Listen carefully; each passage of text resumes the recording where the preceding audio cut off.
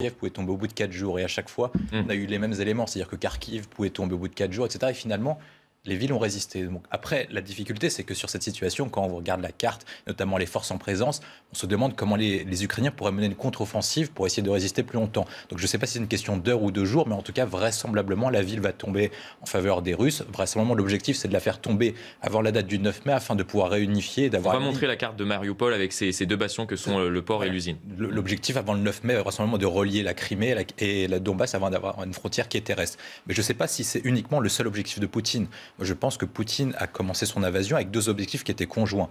Une part, protéger ce que lui appelle sauver les régions pro-russes, donc de Donbass et de la Crimée. Et surtout, il y a un deuxième objectif qui est de neutraliser l'Ukraine pour que l'Ukraine ne rejoigne pas les forces occidentales, donc ne rejoigne pas l'OTAN et aussi ne rejoigne pas l'Union européenne. Parce qu'on oublie souvent cette question, c'est que Poutine avait démarré un conflit en 2014 parce qu'il y a eu des manifestations place Maïdan afin d'inciter l'Ukraine à rejoindre l'Union européenne.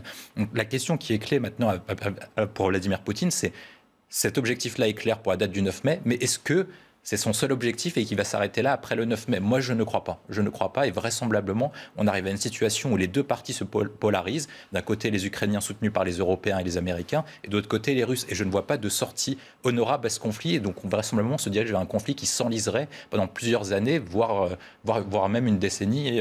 Et parce que nous sommes dans une situation un peu comme l'Afghanistan, dans laquelle les forces russes sont enlisées.